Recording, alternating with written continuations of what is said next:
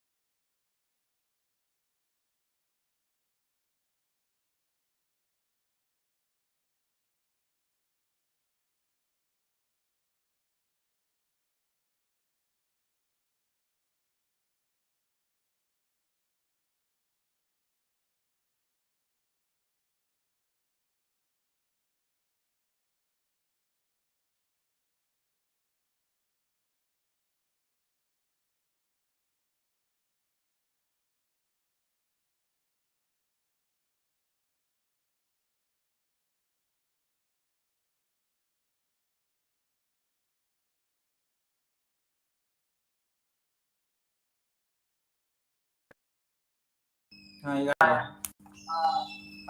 Voice ಬರ್ತಿದೆ sir. ಹೌದೌದು, ಈಗ ಸರ್ ಶೇರ್ ಮಾಡ್ತೀನಿ ತಡ್ರಿ. ಸರ್ ಎಷ್ಟಾಗ್ತಾವ ಸರ್? ಫಸ್ಟ್ ಓಪನ್ ಮಾಡ್ಲಾ PPT?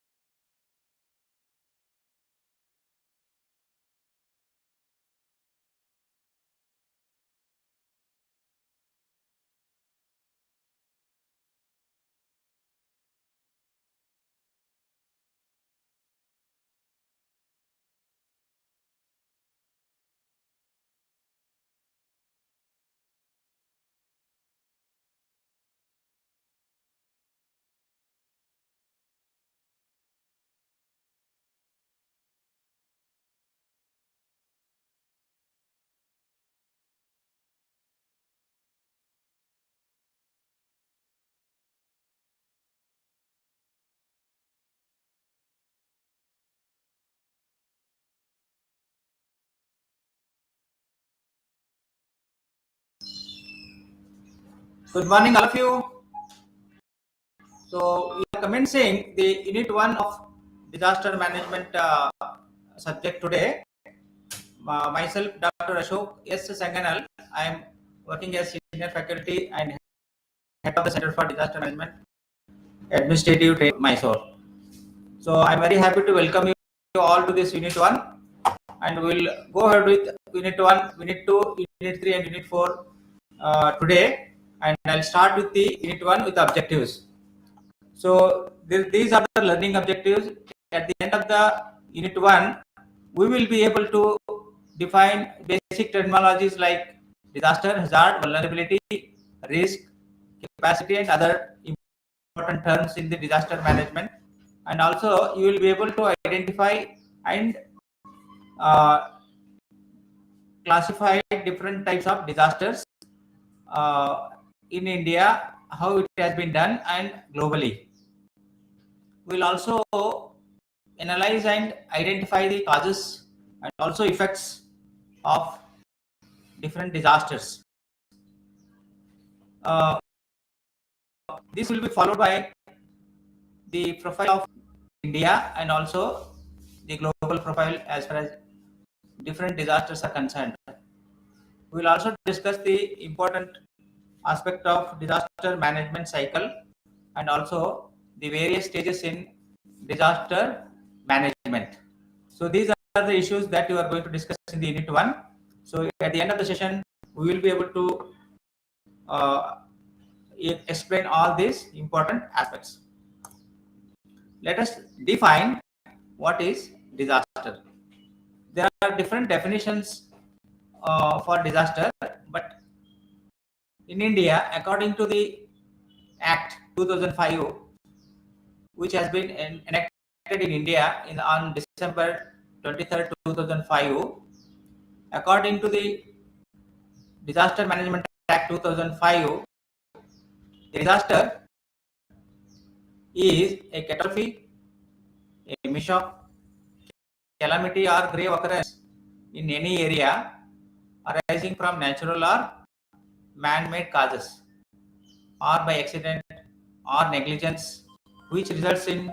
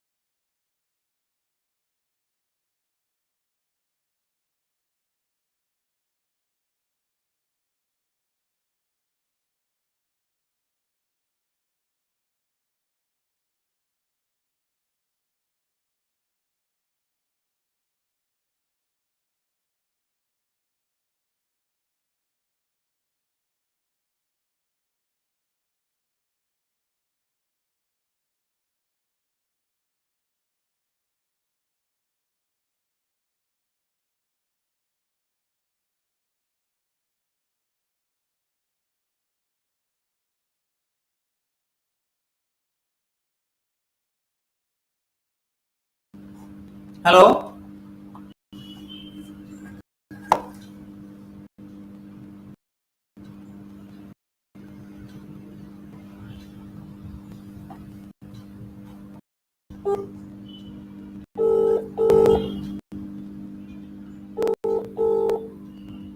sir. ಈಗ ನೋಡಿ PDF Hello.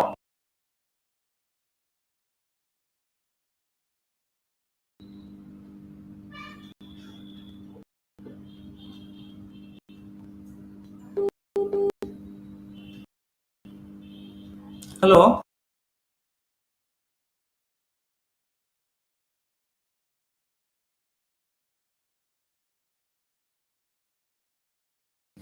Hello. ಯಾ ಸ್ಟಾರ್ಟ್ ಮಾಡ್ತಾ ಇದ್ದೀನಿ. ಸರಿ ಕಾಣ್ತಾ ಇದೆ ಅಂತ ಹೇಳಿದ್ರು.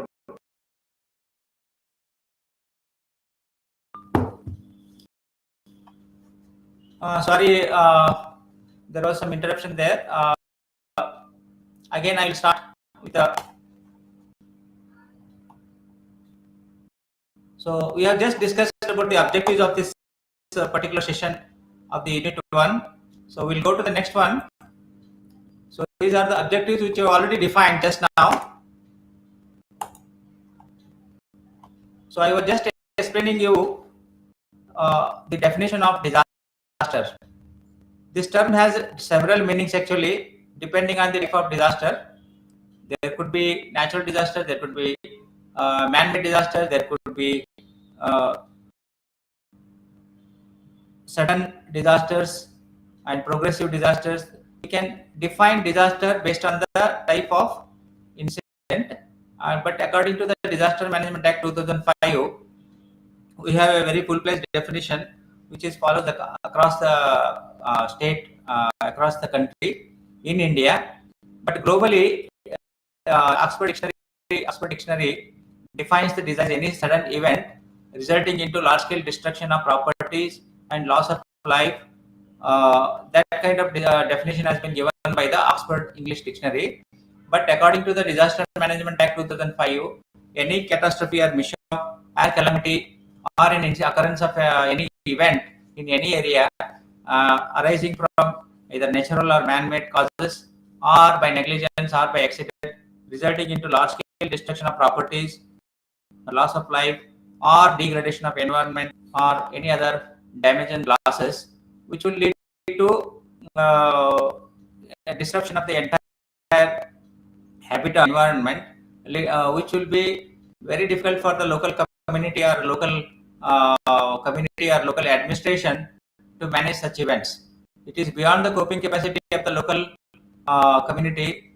Therefore, such events, if it complies with such situations, then it is fit to be defined as disaster. Therefore, the National Disaster Management Authority in India, it has classified disasters into 4 different levels: level 1, level 2, level 3, level 3 and level 4. So I will explain all those levels little later. Therefore, I just wanted to make you understand the clear definition of disaster. Hope I think you are clear about the definition of disaster. We'll move to the next terminology. So I have shown a picture here also to illustrate what is a disaster. So disaster means something which is on the top of here. Suppose there is a big hillock is there. So during landslide or earthquake, if it collapses like this, if it slides like this, if this landslide leading to the loss of life, damage the environment or people or the properties below there, these are all the people who are likely to be affected this particular boulder. So this incident can be called as disaster. But this particular boulder, which is precariously located on the top of the mountain, can be called as hazard. So hazard, if any hazard, could lead to disasters. So if there is no hazard, we will not expect any type of this type of disasters around us. So any hazard will convert itself into a disaster. If there is no hazard, we cannot have any disasters. So let us move to the next one. So Oxford Dictionary, just now I told you, Oxford English Dictionary defines disaster as sudden or violent event in nature, such as an earthquake, hurricane, or flood that kills or injures a lot of people, cause a lot of damage. This is the Oxford English Dictionary, but it is only partly. This part of the definition is already there in our previous definition. So let us go to the definition of hazard now. I just now explaining hazard is a pre-disaster situation I can call. If any hazard is existing around you or in the community, it may convert itself into a dangerous situation. If it poses threat and danger to the community around it, then it is called as hazard. So any phenomena or any physical event or any human activity that leads to the loss of life or injury or property damage, or it may disrupt the economic conditions or degrades the environment, such situation or such things or any phenomena of this kind we called as hazard. So I just say hazard. For example, there is a factory in a community or neighborhood. That factory produces some chemicals, poisonous chemicals or hazardous chemicals. Then that factory itself is a hazard. Anytime it may convert itself into a disaster. So the pre-phenomena or the pre-condition before the disaster, before it converts itself into a threat, it can be called as hazard. So it can be chemical factory, or it can be an earthquake area, vulnerable area, or it can be a flood vulnerable area, or it can be a landslide. All such phenomena or physical events or the situations can be called as hazards before they translate themselves into disasters. So for example, I show here in the picture, this is actually a hazard. So once it slides and causes loss of life and damage to the assets and etc., then it can be called as disaster. So before disaster, it is a hazard actually. Hope I think you are clear about what is hazard. Let us move to the next definition. What is vulnerability?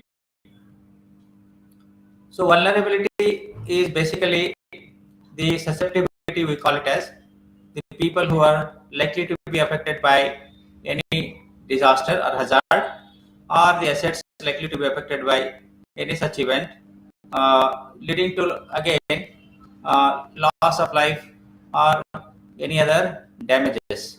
So it is basically the proneness of the community vulnerable to any disasters. So vulnerability is basically susceptibility of the community to different hazards. For example, in a house, in your own house or any house, in a family, if somebody is a disabled person, or someone is old aged, or someone, women and children, pregnant women and children, suppose an earthquake is to happen in that particular area, the most vulnerable in that particular family are the people who cannot escape during the tremors or earthquake tremors. So that is social vulnerability, we call it as. What do you mean by physical vulnerability? Physical vulnerability means by virtue of their location in an area which is vulnerable to different types of hazards. For example, on the coast, sea coast, the people, fishermen particularly located exactly on the coastal areas, coastal belt, are more vulnerable to cyclones and or any other tsunami, coastal erosion, etc. Because of their location, because of physical conditions, or because of the location, they are because of the location they are more vulnerable to cyclones or tsunamis or any other such type of disasters. I just want to say that if the people who are located away from the coast are safer than those who are located exactly on the coastal belt, that we call it as vulnerability, physical vulnerability. I defined just now social vulnerability, physical vulnerability, and then economic vulnerability is also there, and again environmental vulnerability is there. So we can define vulnerabilities in different sectors. So we have to basically assess whether we are in a vulnerable area or not. So therefore, we are generally classifying vulnerabilities into different sectors. Here it is environmental, one more environmental factor here. So it may be economic vulnerability means basically that particular area is, for example, in the same area, there are some economic activities going on for a long time due to the hazard or disaster. Those economic activities get disrupted. So the back and forward linkages will get affected due to the disaster. So that kind of vulnerability may also be there in that area. Yeah. Environmental vulnerability means recently Kodugu disaster in Karnataka has happened. So as a result of which many river streams have changed their direction and course. As a result, entire environment has been damaged in some of those areas in the forest and in the Kodugu district. So such issues are also there as part of the vulnerability. So let us move to the next one.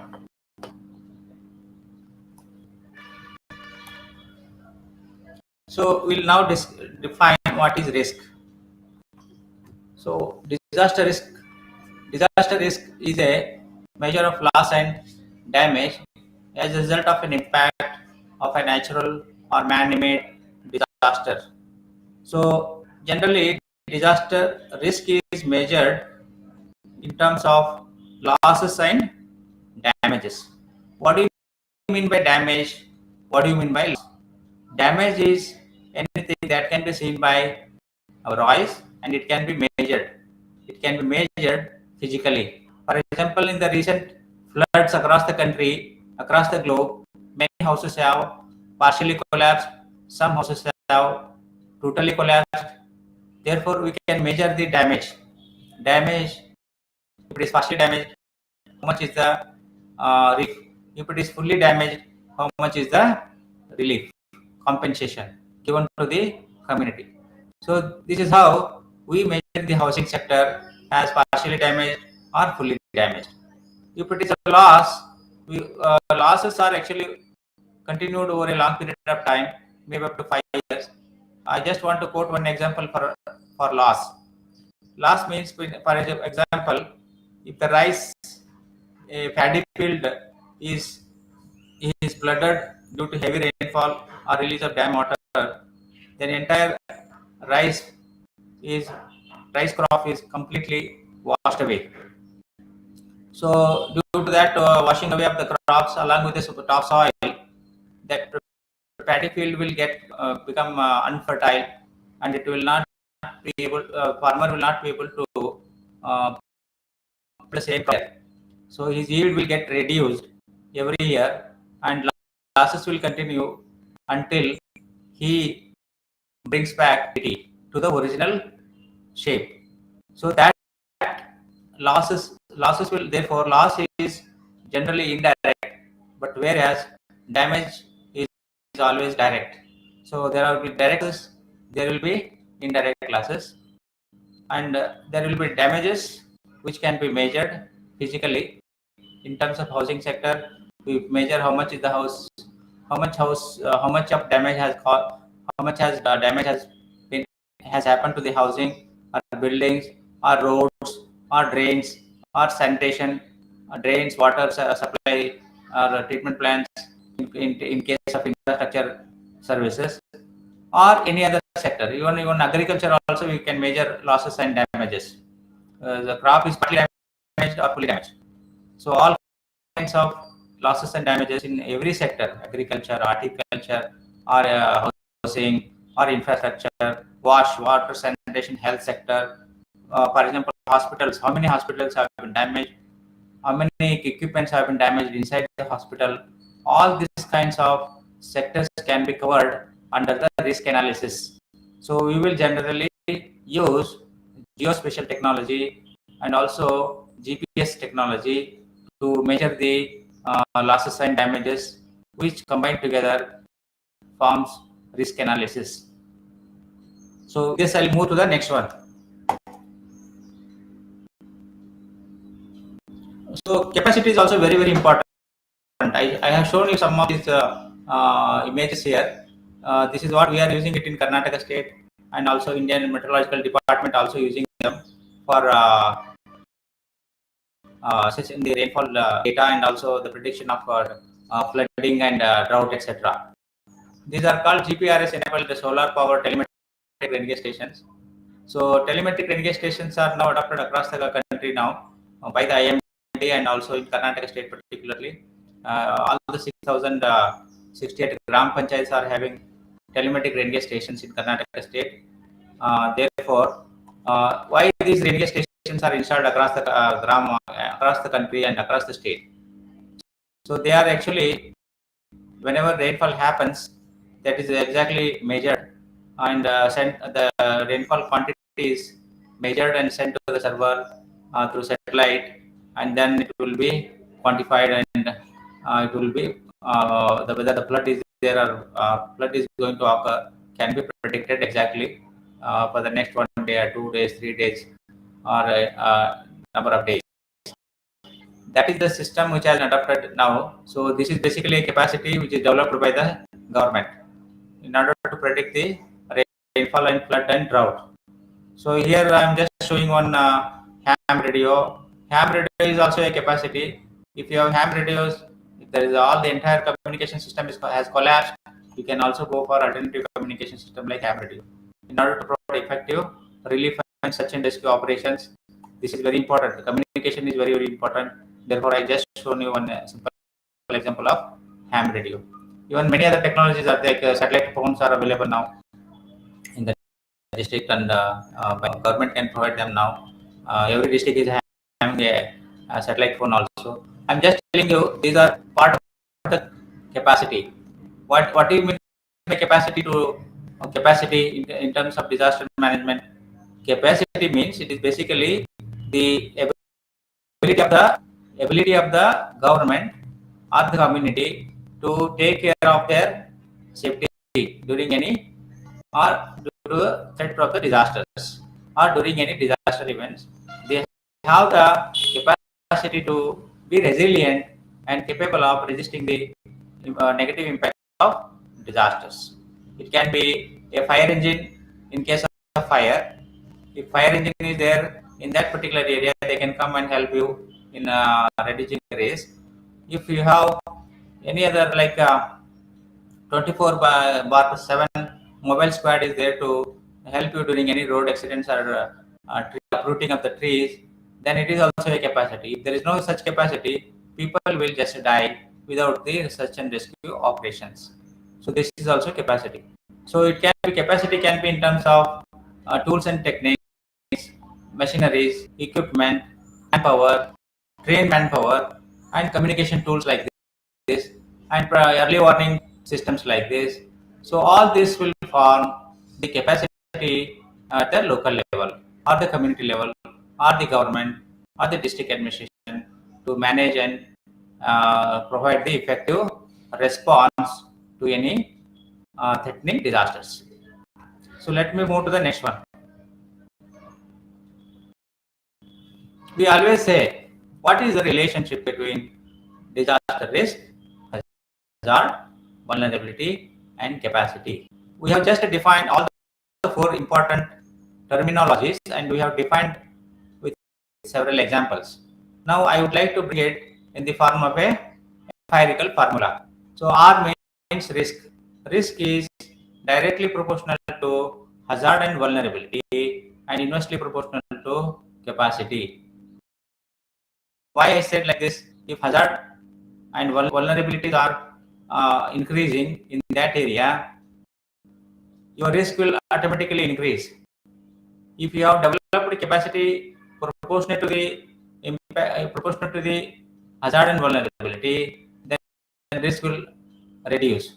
I therefore said risk is a product of hazard and vulnerability, and it is inversely proportional to capacity. So this is the relationship between the risk, hazard, and vulnerability and capacities. Next, let us move to the next one. Now I'll define what is disaster management.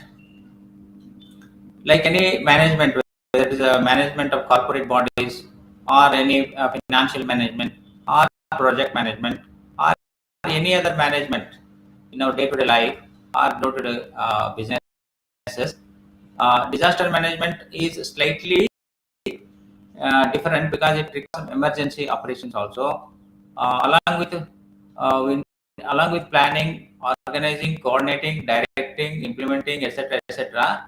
We also need to have certain emergency measures to be taken during the disasters. So there could be possible that a disaster happened, but you do not have adequate manpower. You have adequate manpower, but they are not trained. They are not skilled. We immediately needed some divers and boats because people are drowning in the water in flooded areas like Belgavi or Kodagu or etc. Bangalore. Then it is not possible for them for the administration to manage and provide adequate research and rescue operations. Therefore, it is not only the manpower, but it is also the skilled manpower.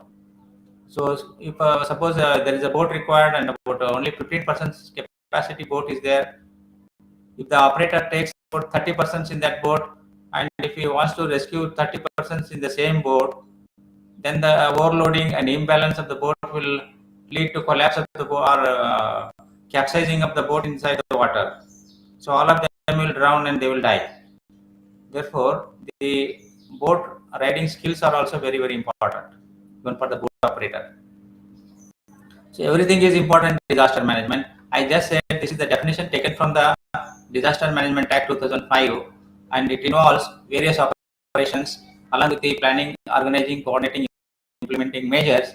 We have to prevent the danger or threat, and we should also have both structural and non-structural mitigation due to the disaster risk. And then we have to building capacity means basically providing all the facilities in the district or in the premises so that they take care of themselves. For example, a simple example is that if you conduct mock drills every day, almost every 3 months or 6 months in a school or a multi-story building or a skyscraper where the thousands of people are working or studying in a college, if you do not conduct any mock drills for them to be able to escape within 4 or 5 minutes in that big building, in a multi-story building, they will not be able to escape during the actual threat, actual disaster. So that is capacity building. That is one example of capacity building. Likewise, there could be many more activities that can be taken up in a for a disaster situation. What do you mean by preparedness? Preparedness is basically the ability that you are developing for upcoming disasters. So ability to resist the impact of disaster. What is the ability? All that capacity, all that preparedness, all that planning, all that manpower, etc., etc., including training. So, what do you mean by response? Prompt response. Response is there. Of course, you can respond anytime. But prompt response means as soon as the disaster strikes, the administration must be capable of activating the existing system so that response is done very quickly within the golden hour. We call it as golden hour. First hour is always called as golden hour. So within that golden hour, we must respond, save as many lives as possible, as much property as possible. Otherwise, there will be huge losses and damages. Okay, I just told about this just now, loss and damage assessment. So we should also any adjustment include loss and damage assessment also, because unless you calculate what is the losses and damages, we will not get the amount required, exact amount required for long-term recovery and reconstruction and rehabilitation. So loss and damage assessment is very important. Accurate loss and damage assessment is very, very important. So suppose if we need about 100 crore rupees for reconstruction and rehabilitation and compensation relief, etc. If you calculate only 50 crore rupees, there will be poor recovery and reconstruction activities. So substandard activities lead to some more threats, some more risk. Therefore, severity, loss and damage assessment is very, very important, which is part of the disaster management. So I already explained you, as soon as the disaster strikes, you need to do evacuation to the safer place. You should rescue them. You should also provide relief for at least 3 months, 2 months, 3 months, depending on the size of the disaster. Later on, we will take rehabilitation and reconstruction for a long-term recovery and reconstruction. So all these together form the part of disaster management. So basically, in simple terms, what I can say is disaster management includes the proper preparedness by the administration, by the community. So I mean disaster management not only applies to state government or central government or international bodies, it applies very much to the individual families, even individuals and community, neighborhood, etc. So if you do not take care of ourselves for the possible disaster impacts, then we may or may not survive. Earlier examples like Latur earthquake, Bhuj earthquake, or cyclone super cyclone 99 in Odisha, recent funny cyclone in Odisha, and many other like Bhopal gas tragedy of 1984 in Bhopal. All these disasters have proved that the poor management of disaster events has led to greater losses and damages. If your disaster management is very well efficiently systematized in the system, then losses and damages will definitely get reduced to a great extent. For example, funny cyclone, we were having better disaster management system in place, and all 12 lakh people were shifted or evacuated within 24 hours, 1 day, 2 days in the Odisha, and we could save all of them without any major losses. Very few people were affected in number, only 2 digits. Where Cyclone 99, when the disaster management system was not in place, proper disaster management system was not in place in Odisha that time in 99, lakhs of people were affected by the disaster. So in funny cyclone, they adopted all the latest technologies. They evacuated the people very early. Within IMD gave a warning very early, and these are the basic requirements of a disaster management. I'll go to the next one. So I just want to define what is a disaster management cycle and what are the various stages. Broadly, we can classify the disasters in two parts: pre-disaster stages and post-disaster stages. So in the pre-disaster stages, it is basically preparedness, the kind of preparedness that we do before the disaster in order to face the disaster, in order to provide adequate facilities for managing the disaster. That is preparedness. That is means we are creating abilities in among the community, in the administration, to manage the disaster. That is preparedness. What is mitigation? During the pre-disaster situation, we have structural and non-structural mitigation. Structural mitigation leads is basically to strengthen the existing assets like housing stock, which are not safe, which are unstable, which may collapse during the earthquake or flood or cyclone or any other disasters. So we take retro measures for addressing the mitigation, structural mitigation. If it is non-structural, what do you mean by non-structural?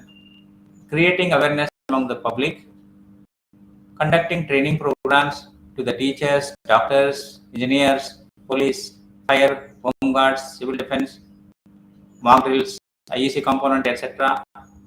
falls under the non-structural mitigation.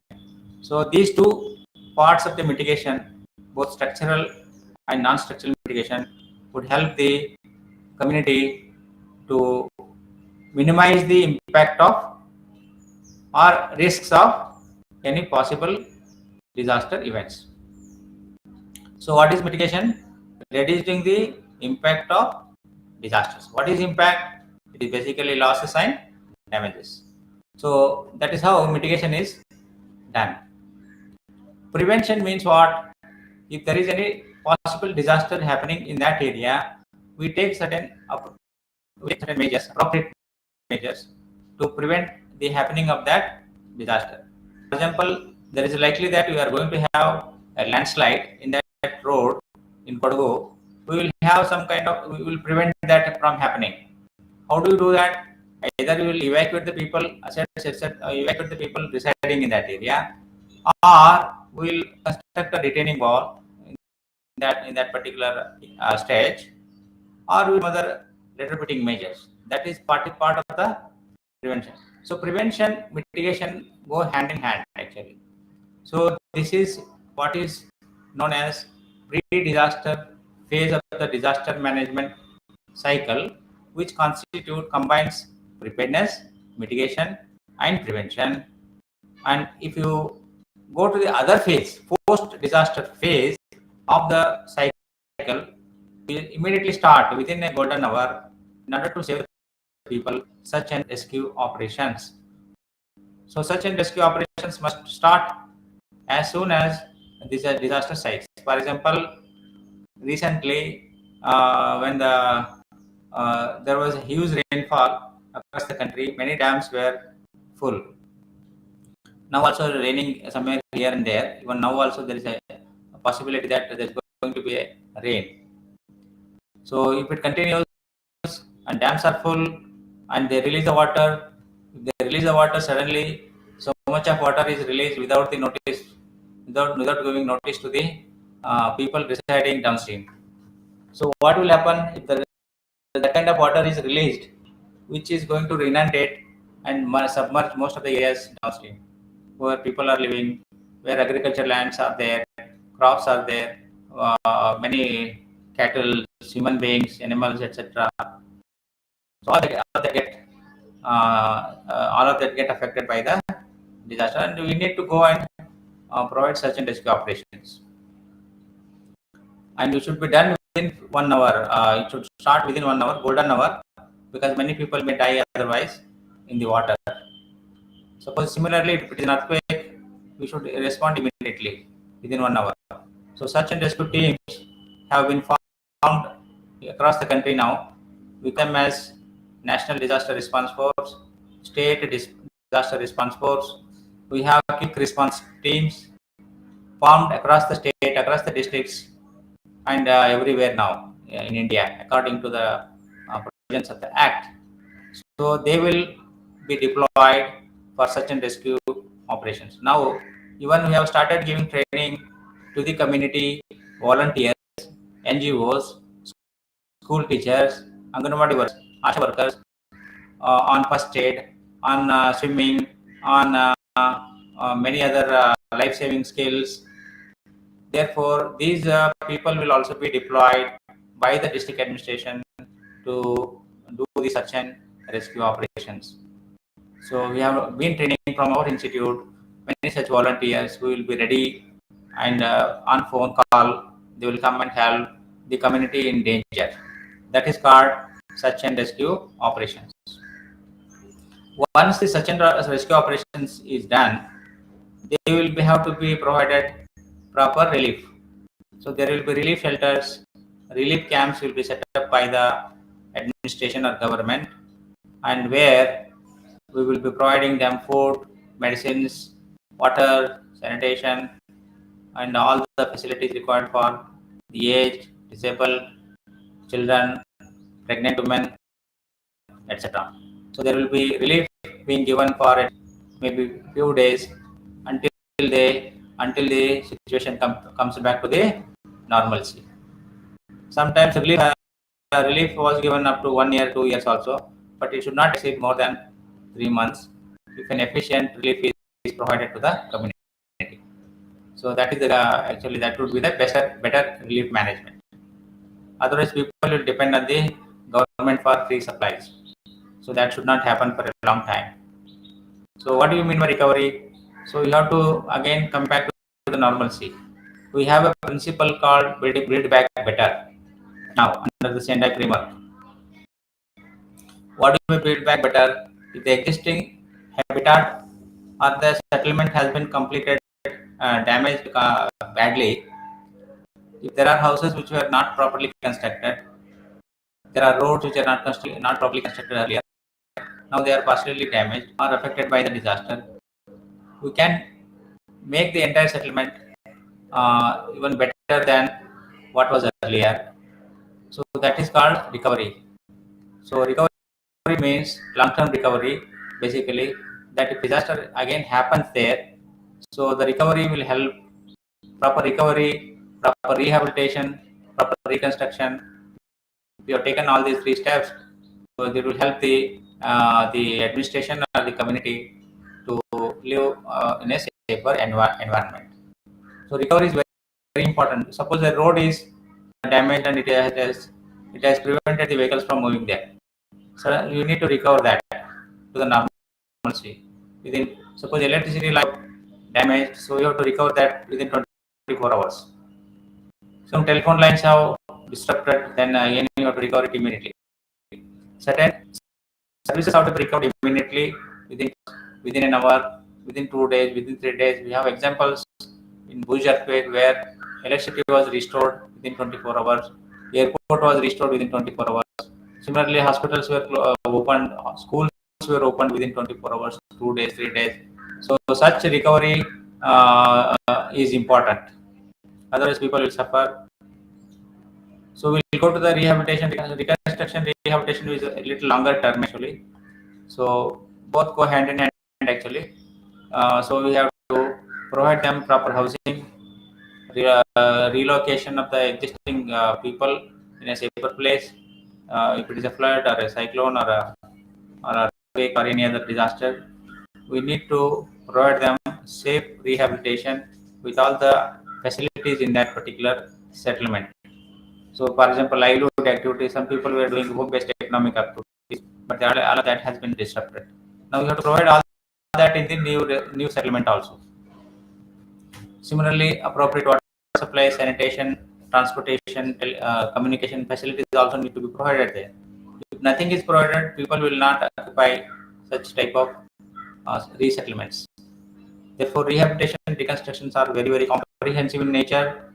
They should take care of the community's needs, their life needs, infrastructure needs.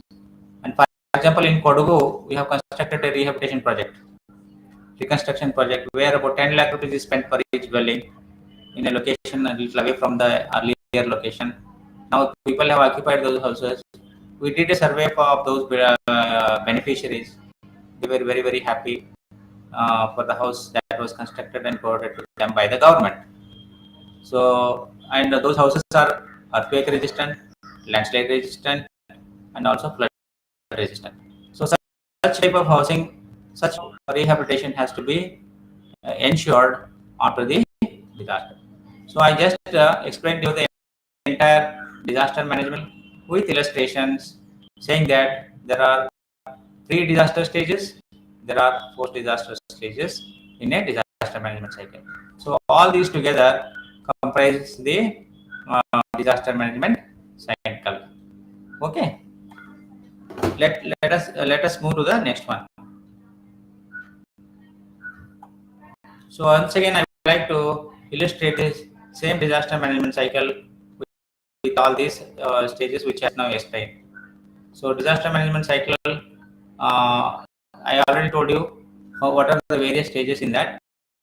So all these things were all do capacity building, pre-impact, emergency, restoration, reconstruction, and I already explained you mitigation, preparedness, response and recovery. So all these things are part of the disaster management cycle. Let us move to the next one. Okay. So once you understood what are the meanings of various terminologies, what is different, what is the disaster management cycle, now it is better we need to identify and classify various types of disasters. Broadly can be classified as natural disasters or man-made disasters. There are 2 types of disasters only, and these 2 types of disasters are further classified or further subdivided in the different sectors, like meteorological disasters, which are, for example, flood is a meteorological disaster, drought is a meteorological disaster, cyclone is a meteorological disaster, hailstorm is a meteorological disaster, heat wave is a meteorological disaster, like that. So, then topographical disasters, we have environmental disasters. So these are the different types of disasters, and we can also classify them into technological disasters or engineering disasters. We have industrial or chemical or nuclear. It could be. So all these disasters can also be possible. We have warfare, like war among the just now is going on between Russia and Ukraine. So or between any other states or countries, particularly warfare. Wars are also disaster, and sometimes Naxalite activities are also classified as disasters. So this is basically a class one type of one kind of a broader classification. We'll also go to the other classification and see the next slide. You can see here water and climate related.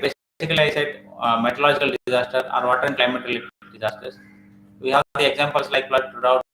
I already explained you all of that just now. Actually, entire country is affected by these things, water and climate related. So climate change, particularly in the current scenario, has increased the disaster events.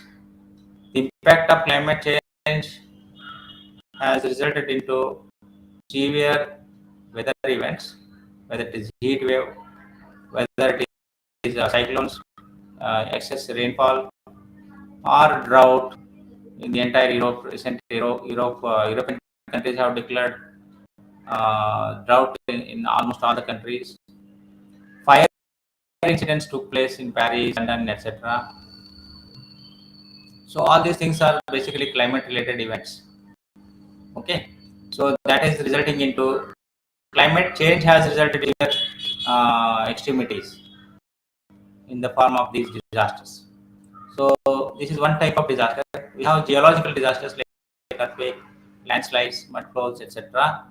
So we have biological disasters like COVID-19, recent COVID-19 or any epidemics, foot and mouth diseases for the cattle, Kasnur forest disease in Shimoga district in Karnataka, or many any other disasters arising out of health related issues, diseases of any kind. So it can be dengue, chikungunya, which are widespread across the country now. So such disasters are biological disasters. We have fourth one is chemical, industrial, nuclear disasters. So in that I already explained to you just now.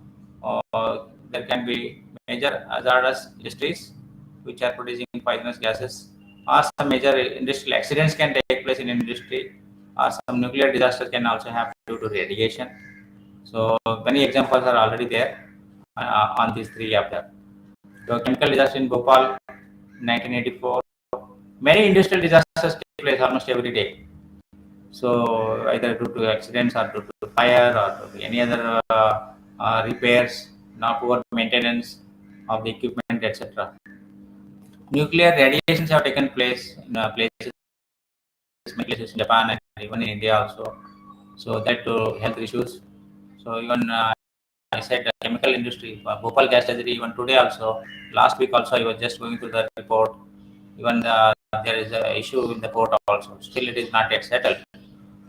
So such long-term impact of chemical disaster after so many years. So this is happening. We have accident-related disaster, fifth group, which includes all the four, other than these four types of disasters. You name any disaster, it can be part of accident-related disaster. It can be road accident, rail, road, water accident, water accidents, or transportation-related accidents. It can be man-animal conflicts. It can be building collapses. Recent building collapses. It can be stampedes, terrorist activities, war. Name any disaster that can be part of accident-related disaster. One air crash. You know the Mangalore air crash, how it has happened, how it has created so much of losses and damages.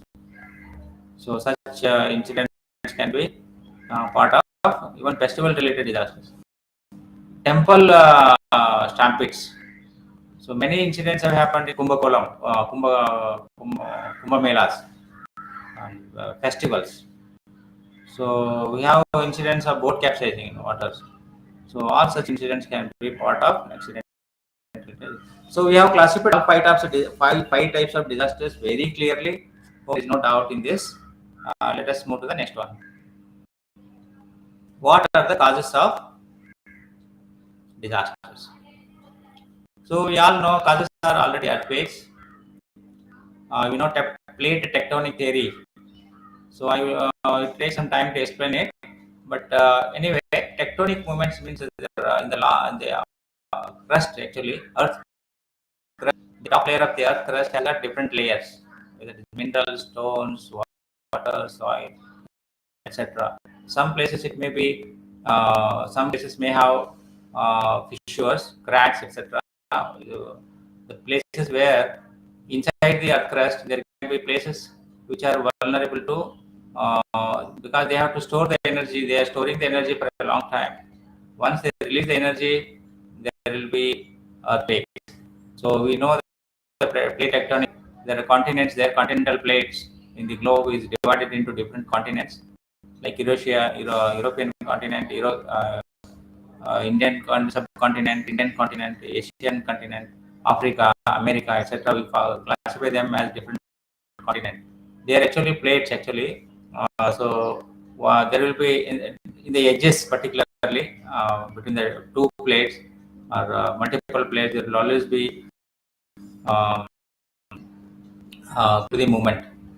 So sometimes there may be stress, strain, and these plates inside the earth will always store energy.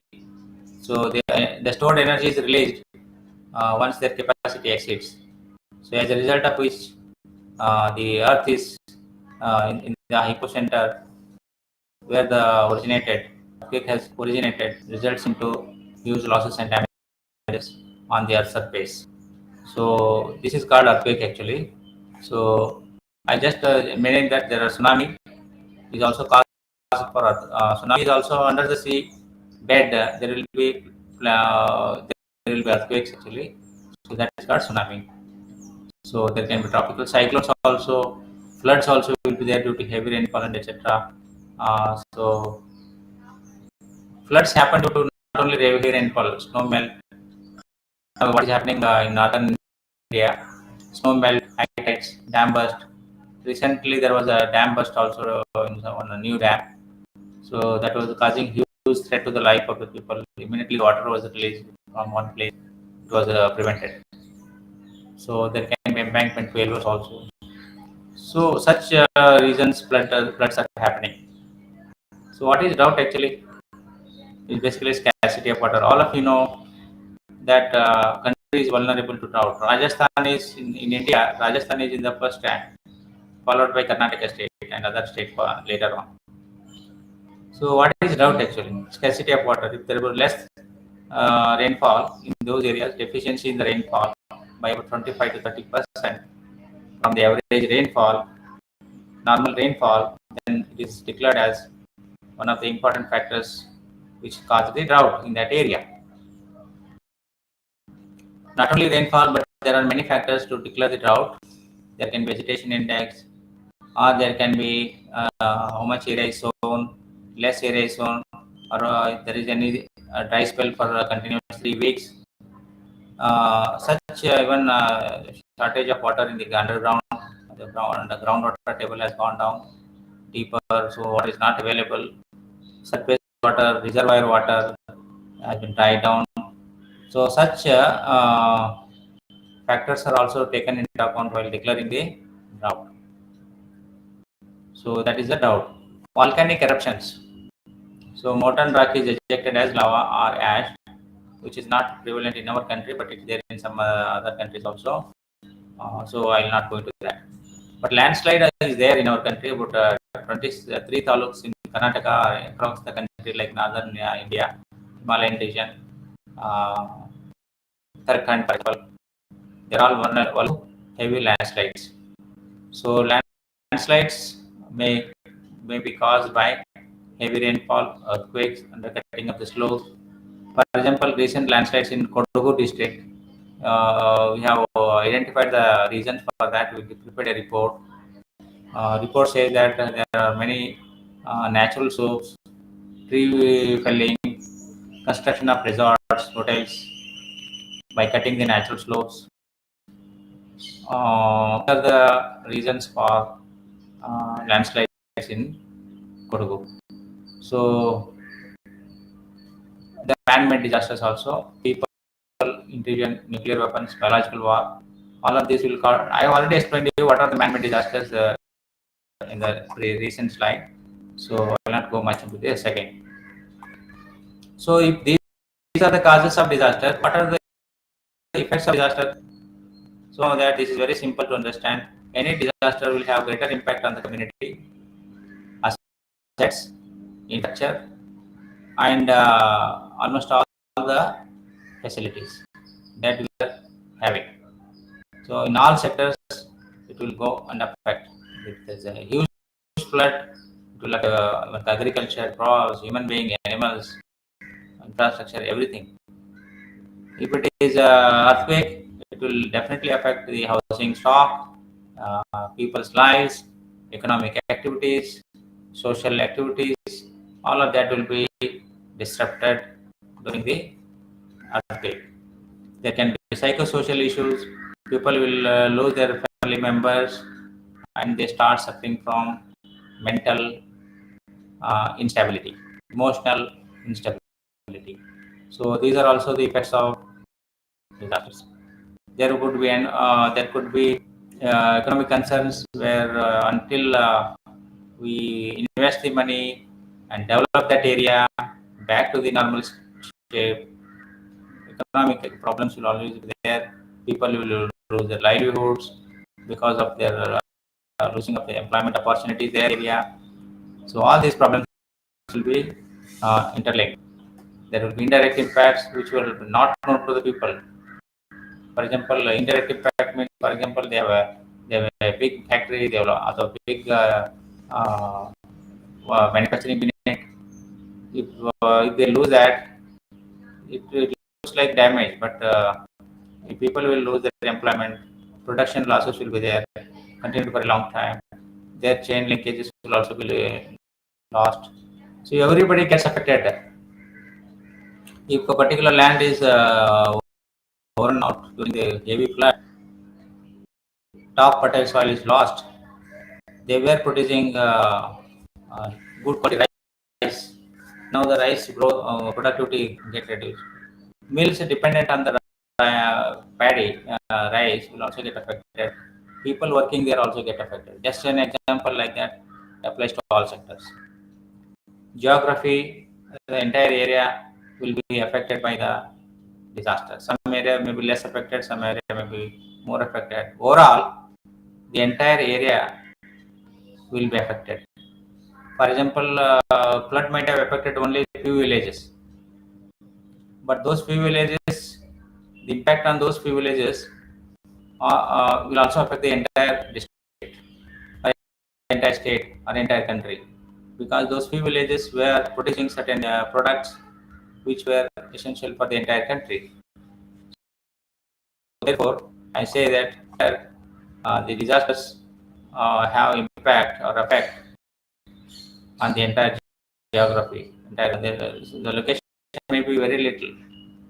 The area may be affected, may be very little, or a very small area, limited area, but its impact could affect the entire geography. Okay, so we have environmental effect because our environment gets affected during any disaster. I just told you that Kaveri River in Madikeri, Kodugu got affected by the landslide and floods. So that is environmental damage.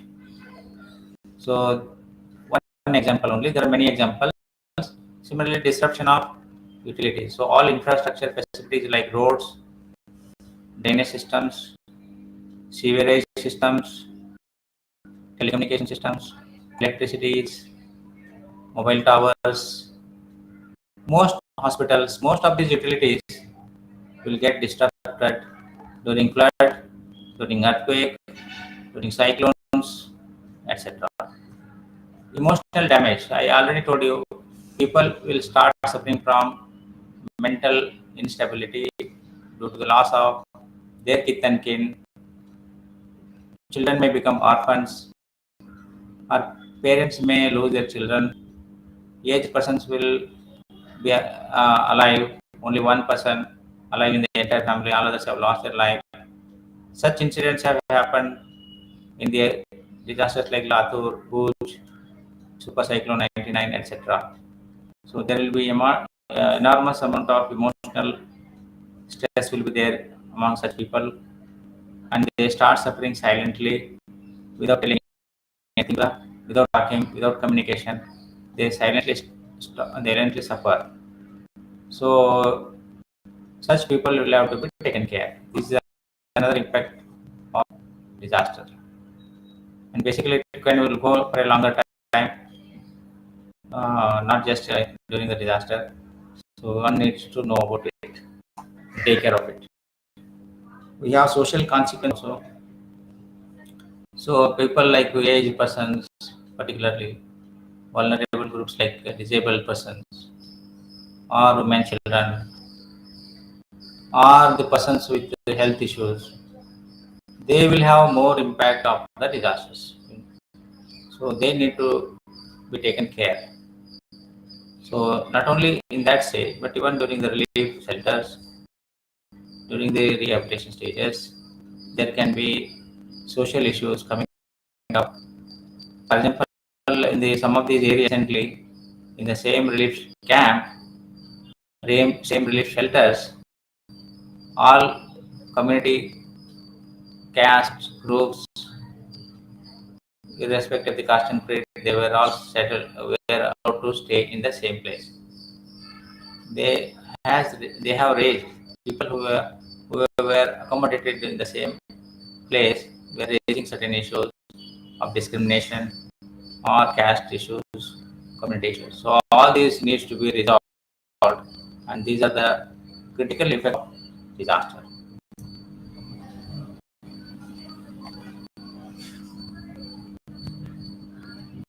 So now I would like to highlight little bit about vulnerability profile of India.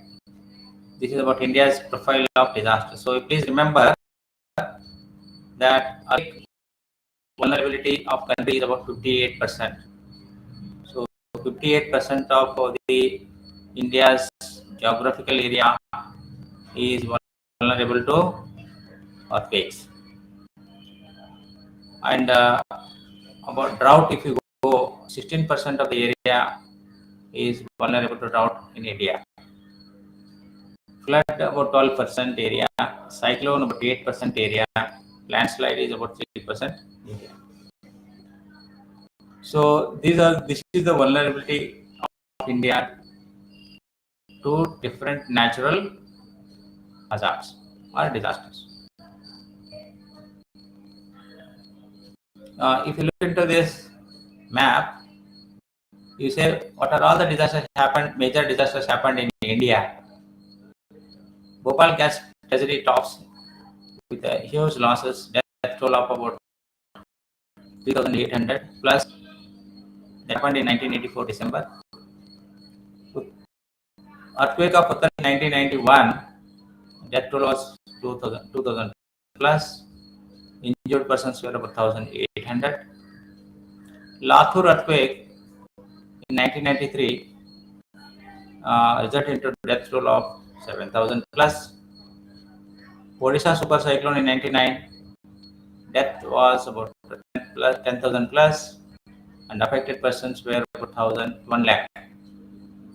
Bhuj earthquake of 2001, it happened on January 26th, actually Republic Day, early morning. School children were going to school ready, they were getting ready, happened. What was the death toll there? 14,000. And what were the people affected? How many were? 5,87,000 people. It was a big disaster that time. We have floods in Assam, Bihar in 2004. The death toll was about 885 plus. About people 21,299 people were affected in that. And if you go to the tsunami in 2004, death toll was about 10,000 plus. So these are the important disasters that have been marked here. You can see here, red. You can see here. So these are the disaster-prone areas of India. Color coding is already here, so you have already made here where they have happened actually. So for example, it is here. What is it? What does it mean? So it's a Bhuj earthquake. Where is Bhuj earthquake? It is here. Bhuj earthquake. This indicates that green, light, dark green color. If you go to the red one, you can see brick red. This indicates that all these types of disasters, tsunami, coastal belt. Okay. So this is a vulnerability profile of India in brief. I'm not going into detail of what each and of that. So I'm just explaining you in simple terms. Let us also know a little bit about the earthquake vulnerability of India. How vulnerable the different states or different regions in India are to the earthquake. We have classified the entire country into 4 zones now.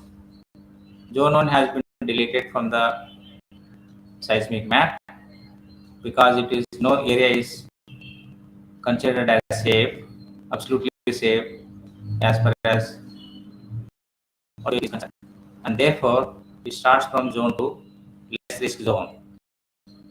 Less risk zone means magnitude of earthquake Richter scale is less than up to 4.9. Zone 3. Zone 2 means you can see the blue area here, water blue area, so it is zone 2, less risk zone. Zone 3 means yellow color, you can see here. So magnitude of earthquake goes up to 6.9 here. So it is moderate risk means most of the buildings earlier have collapsed in Latur Bhuj earthquake. That was a moderate risk zone. What is zone 4? High risk earthquakes up to magnitude of 7.9. So this area comes here actually, northern belt actually, you can see here. This is the northern belt, part of the Delhi also. This comes under zone 4. Earthquake of magnitude up to 7.9 can happen there. What is zone 5? A very high risk zone. So 8 and above on the magnitude. So what are those areas? Northeastern areas, even Himalayan region, even Gujarat, part of the Gujarat here, you can see Bhuj. So this is earthquake vulnerability profile of our country.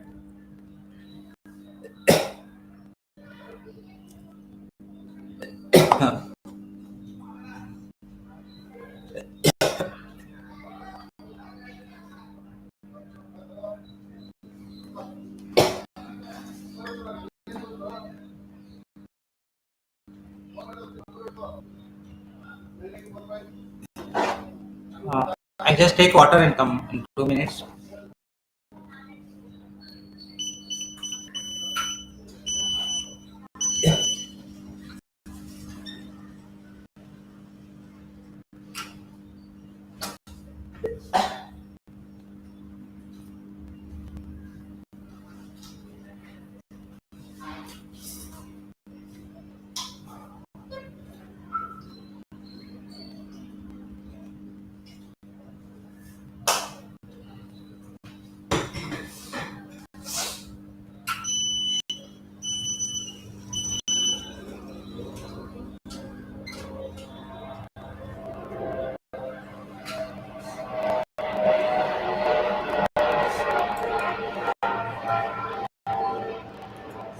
So let us move to the next part of it. So the entire country, I'm still in the India's disaster profile only. You see, what are the different states likely to be vulnerable or affected by different types of disaster? Here you can see here what are the major hazards, what are the various states vulnerable, and how much population. In total, in nutshell, earthquake, E means earthquake, F means flood, C means cyclone, D means drought. These 4 important disasters or hazards are more prevalent in Gujarat, Maharashtra, and West Bengal. Other states are also there, Karnataka and others also, but they are also mentioned here in other groups. Total population in these 3 districts, particularly Gujarat, Maharashtra, and West Bengal, 220 million. Earthquake, flood, and drought. So every year we expect it in Andhra Pradesh, Bihar, Haryana, Karnataka, Jammu and Kashmir, Madhya Pradesh, Odisha, Rajasthan, UP, and Goa. How much population is vulnerable? About 563 million. Earthquakes and flood. These are happening every year in Uttarakhand, Himachal Pradesh, Manipur, Meghalaya, Nagaland, Sikkim, Tamil Nadu, Kerala, Mizoram, Assam, Tripura. What is the population? About 103 million people are vulnerable. So now you understood this particular thing here. You can see here. This is Rajasthan, Gujarat. We already mentioned it in the map also here also. So this is the status of disaster vulnerability of India to different hazards. So this is a global phenomenon actually. If I ask you a question, how many people, what is the human loss? Human loss, loss of life to different types of disasters. Extent of human loss. If you see this pie chart, you see almost 55% of the human loss happened in earthquakes.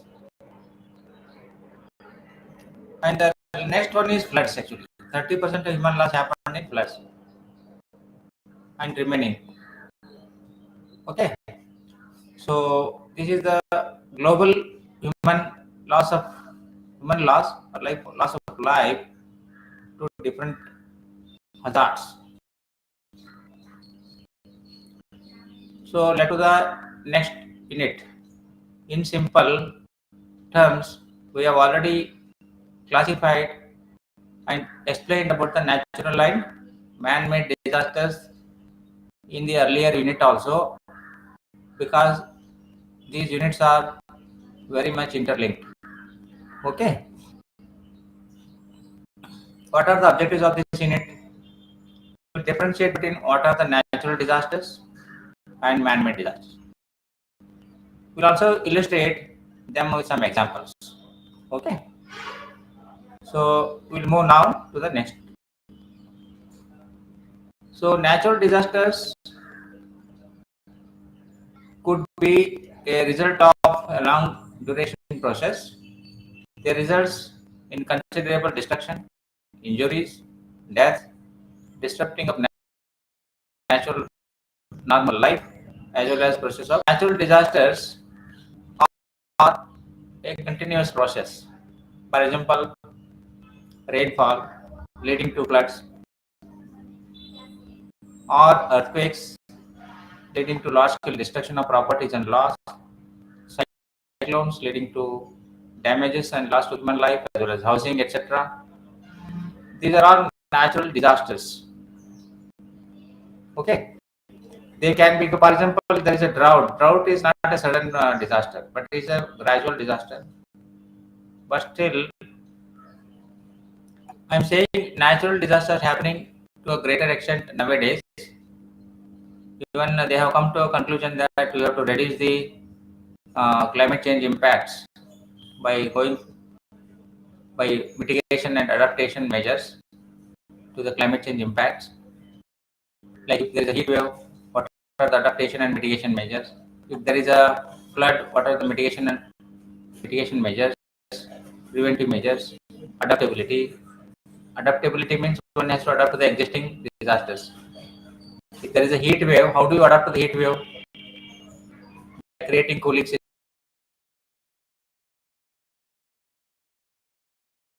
families everywhere. So that is the adaptability. Some people use AC also. In many people use AC. That will again results into climate change. But that is one of the adaptable. Only rich people can afford that. In places where there is a huge heat. Uh, so otherwise it will result in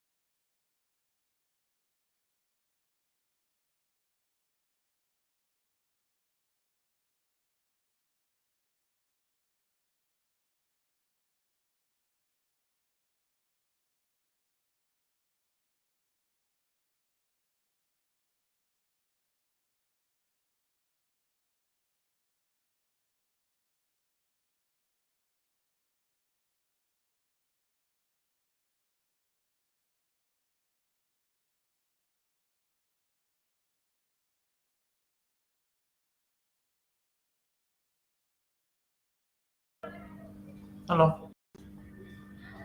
ಒಂದು ನಿಮಿಷ ದಿಲೀಪ್, ಆಮೇಲೆ ಇನ್ನೊಂದು 10 ನಿಮಿಷ ಆದ್ಮೇಲೆ ಮಾಡಿ. ಹೇಳಿ.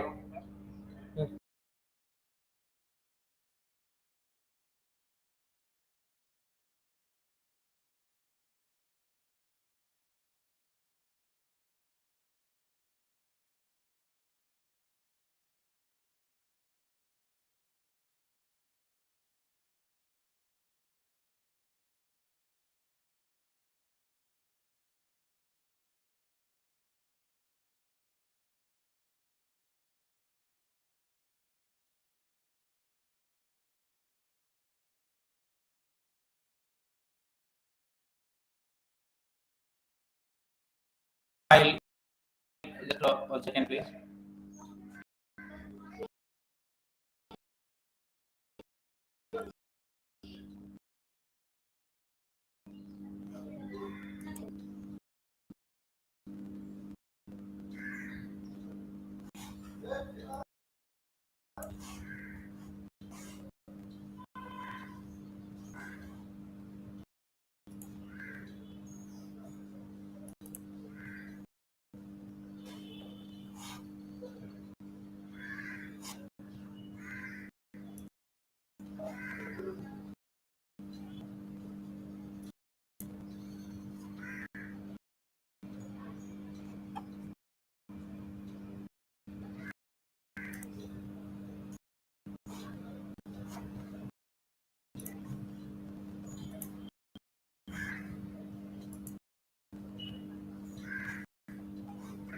Hope it is clear now. I think there was some interruption in the internet here.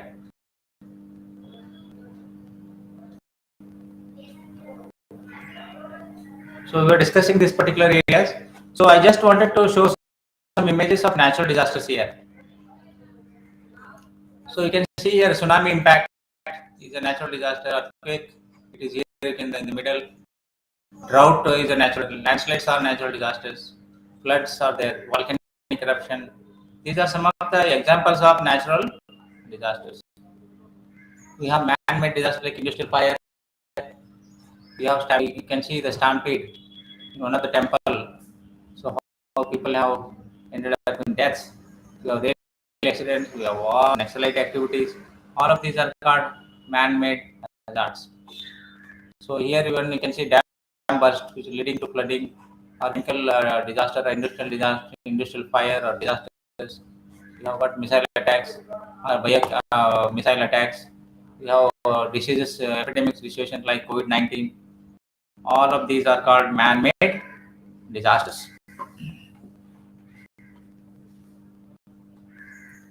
So these are examples of man-made disasters: forest fire, fire hazards of any kind, chemical hazard, industrial hazard, dust hazard, electrical hazards, epidemics, road accidents. So all such type of examples can come under the man-made disasters. I just give the example of natural disaster now. A case of natural disaster is Bhuj earthquake, happened in 2001 January 26th. Magnitude was 7.7 on the Richter scale. It was focus was about 16 kilometer depth below the Earth's surface. Which are the countries affected? India. What was the loss and damage in that incident? The intensity was 10. Magnitude was 7.7. So 20,000 deaths happened. You can see the kind of damages and losses. So huge losses and damages. You can see 15 lakh people were injured. About 2 lakh people were homeless. 2,30,000 houses destroyed. 4 lakh houses damaged. 18,000 cattle dead. $1,300 million was the estimate of loss and damage. So just wanted to tell you that these are the incidents. But Haiti earthquake also, global, it is a global disaster. It was in the Haiti, Dominion Republic of Cuba, Jamaica. So this earthquake of 7 magnitude only. What was the impact here? You can see here, almost same impact as that of Bhuj earthquake of India. but in Haiti, it is a poor, not so developed country, but still, you can see here how many deaths are there. 2.5 lakh people dead. But whereas in Burj, only a few thousand people dead. How many people are injured? About 3 lakh people injured in there. So almost one in four, 1 in 3 or 4 people have died in that, either injured, severely injured, or dead. So this is the situation of earthquake, natural disaster. Just you want to imagine. So out of 30 lakh people, so people have been affected here. You can see here almost 1 person in 3 or 4, 1% affected in the ratio of 3 to 4. We'll go to the unit number 3 now. It is disaster preparedness. I briefly tell you in another 5 minutes. So we'll go there. I already explained it in other also. So basically, yes, it dives into the disaster preparedness. What is the meaning of that preparedness? What are the plans for preparedness? Communities preparedness. I will show you one video, also small video, how the community should be prepared during this unit. It is an interesting video which you can see, all of you. In fact, required for preparedness and other mitigation activities.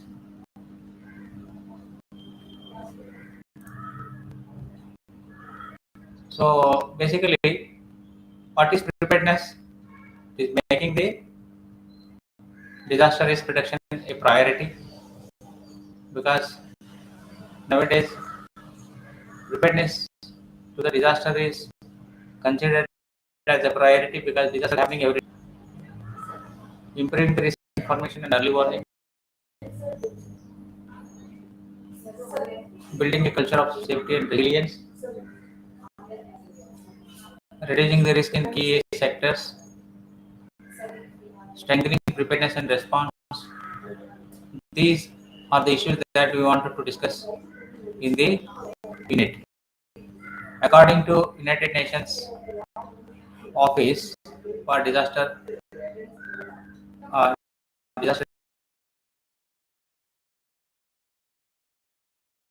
preparedness. Preparedness means the measures designed to organize, facilitate timely and effective relief, rehabilitation, reconstruction activities. Basically,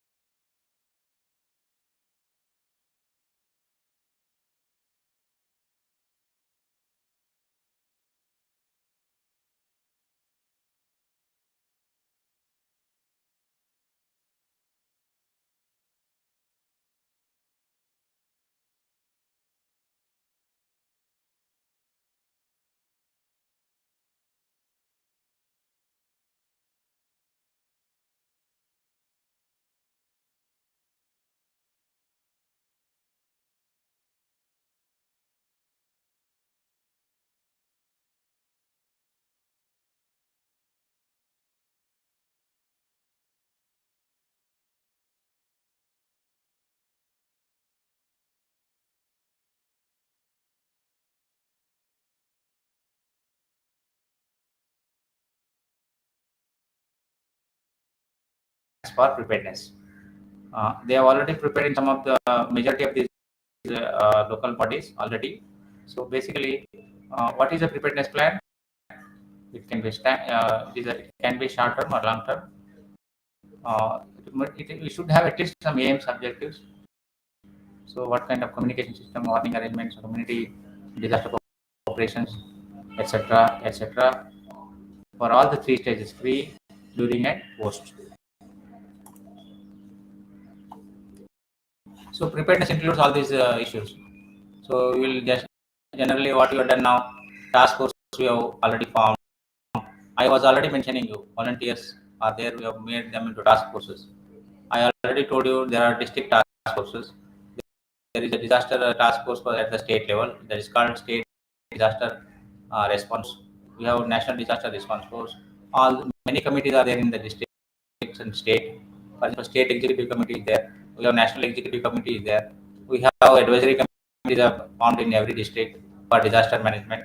So all these are there already in place.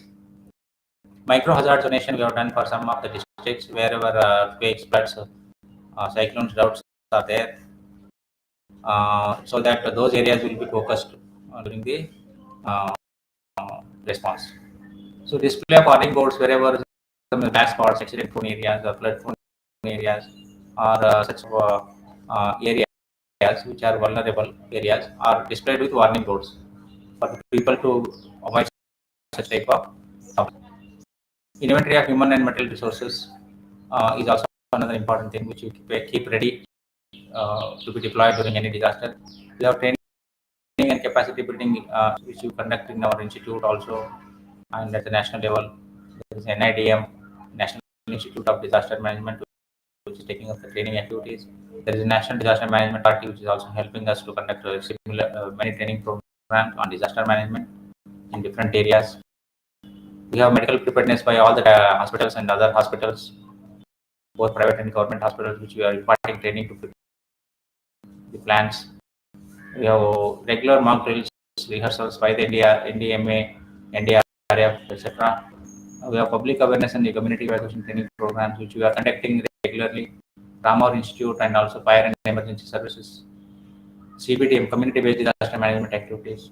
Plans we have prepared, disaster management plans at the local level, district level, taluk level, departmental level, state level, national level.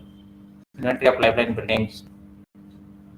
Lifeline buildings means those buildings which are going to have during the disaster, or lifeline buildings will also provide essential services like schools for education, electric lines, basically electricity related buildings, or telecommunication related towers, or health related hospitals, schools, hospitals, electricity, telecommunication. They are lifeline buildings actually. So we need to have such buildings properly taken care of because they are very essential during the disaster.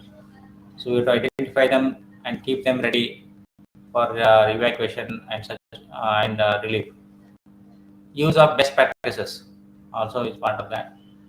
Wherever some incidents have happened, very well managed and they are documented, and we are using them in the training programs also. Create communication network properly. That is also part of the budgetary allocations. Funds are also very important. So that is part of this. Recovery, I have already explained you in too much of that has been explained to you. So basically, this community awareness, counseling, restoring essential services, shelters, usable materials you have to recover back, financial support, etc., are part of the recovery process.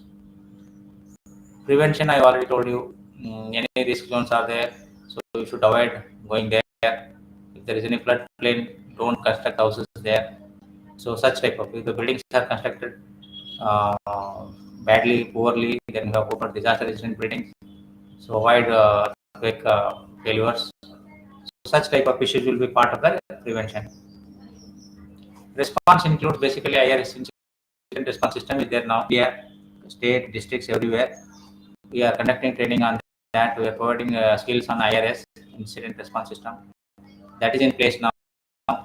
So we are making these teams in district and all, so that they are given skill-based training how to such and do the such and rescue, first aid, medical first responder training, so that give first aid and rescue the people, evacuate the people safely, provide them all the facilities, relief and rehabilitation activities. So all this part of the incident response system which is in place. We have set up emergency operation centers, district rooms, state emergency operation centers with all the facilities, with all the 24/7 communication systems there. So manpower there. So all this forms a part of disaster response. So I already told you preparedness plan. I don't need to again repeat it. So mitigation I already explained to you detail. So that is not mitigation. I don't need to tell again and again. Structural, non-structural mitigation is part of the plan. So we need to provide adequate funds for that. It can be housing, it can be roads, it can be landslide prone areas, or it can be infrastructure facilities. everything needs to have a mitigation plan, including schools, hospitals need to be provided with mitigation measures, both structural and non-structural mitigation. That should be a written plan in the written plan for preparedness. I have already spent this. Under mitigation, this is very important actually. Hazard early warning systems. So wind, cyclones, all those things can be weather pattern. So all these warning systems have been installed in most of the places and states. In Karnataka or anywhere else, already early warning systems have been placed now. It's part of the preparedness and mitigation. So I just show you one uh, small video end of this. Please see this video. It is very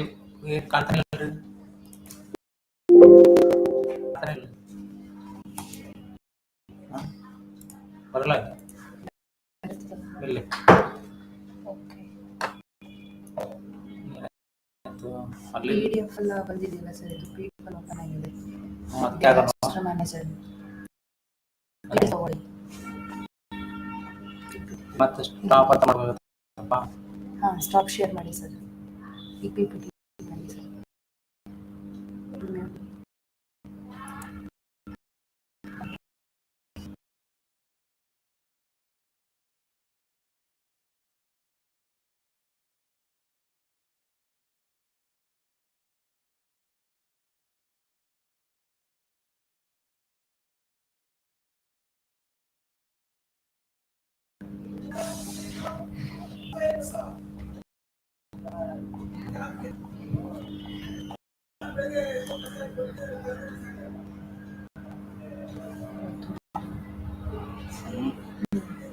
ಅಲ್ಲ but share ಮಾಡ್ಬೇಕಲ್ಲ ಆಗುತ್ತೆ ಅಲ್ಲಿಗೆ ಬನ್ನಿ ಹಾಂ screen share window share Yeah, I just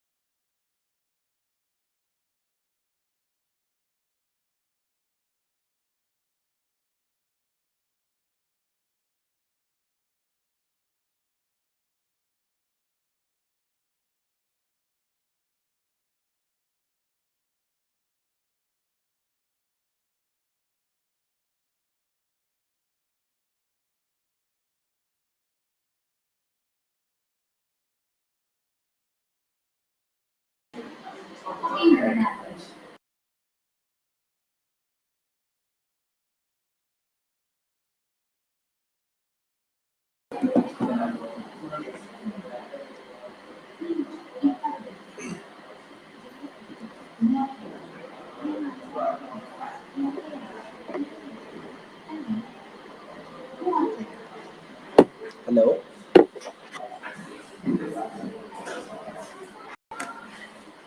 Hello.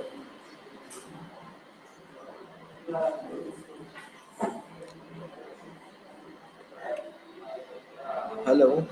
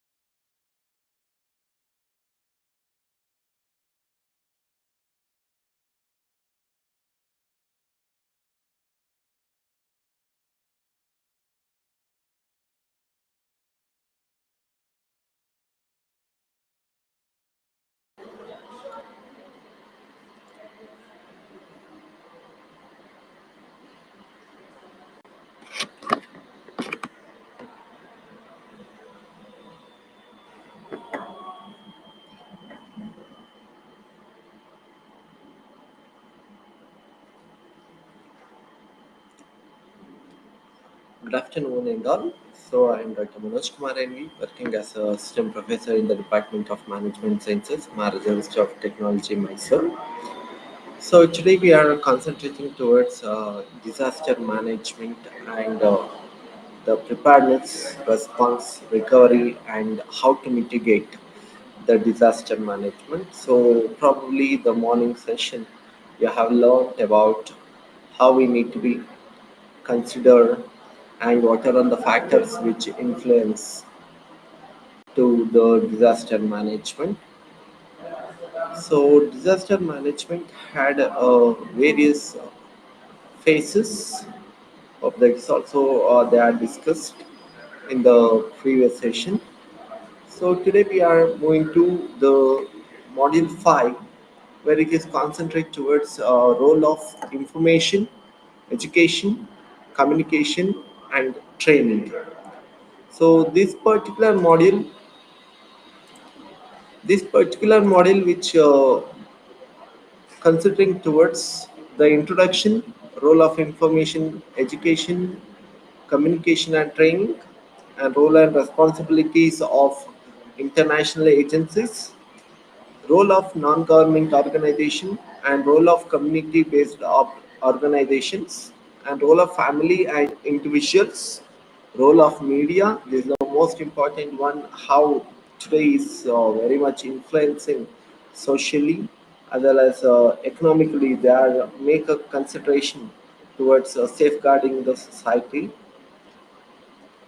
So coming to the major objective of the study is to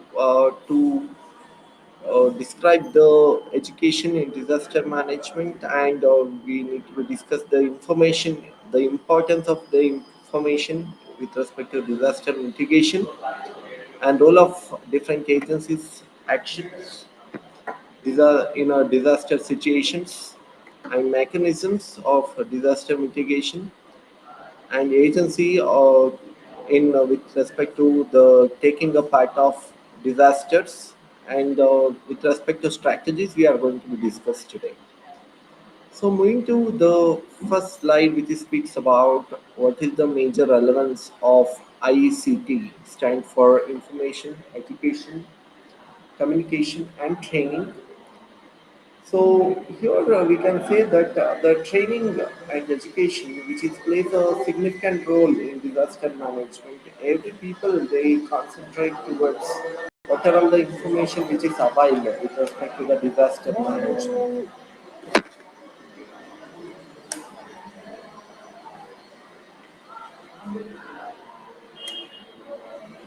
Hello, hello.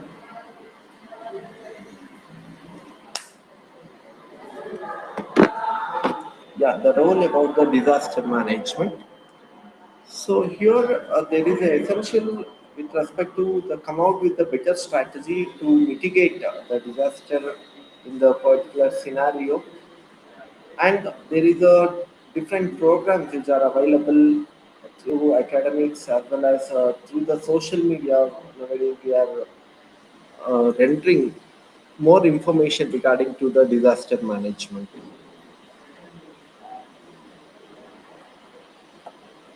So coming to the objective, which I already said, where this particular chapter, which is only focused towards get to know the why there is an increasing in reach of services, and what are all the kind of quality services we can provide to the society, and we must need to link situation more oriented to the problem solving, because whenever there is a disaster which has taken place like tsunami or floods, at that time only the uh, political parties or the economic reforms they do focus on. So rather than that, as a government they must need to be take the initial decisions or planning, they must need to be conduct towards solving and supervising such problematic scenarios, and to change the norms of community,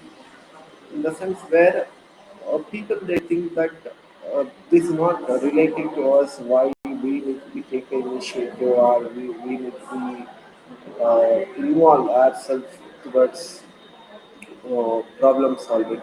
So rather than that, when we are circulating the right information to the public, surely it is concentrated towards reduce these kind of social as well as economical problems.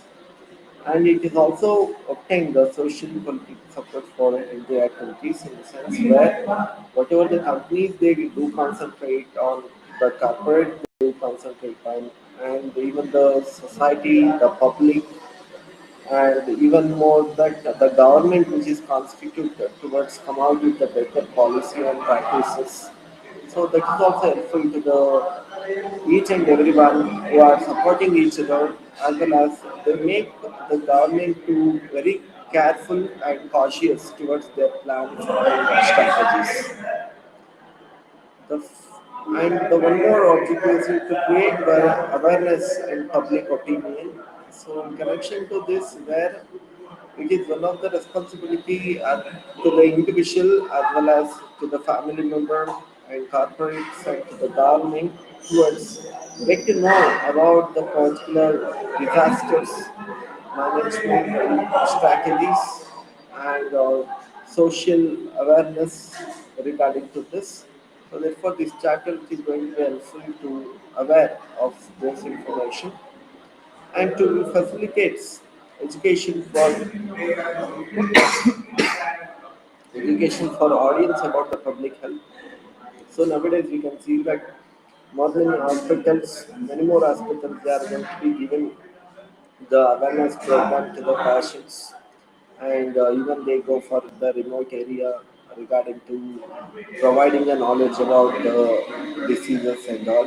So that is going to be helpful to the each and every public towards reducing the any such kind of health disaster, or whatever, even the agriculture department and disaster department, they are going to be help out towards common people to learn and aware about what are all the probabilistic future variations in their common life.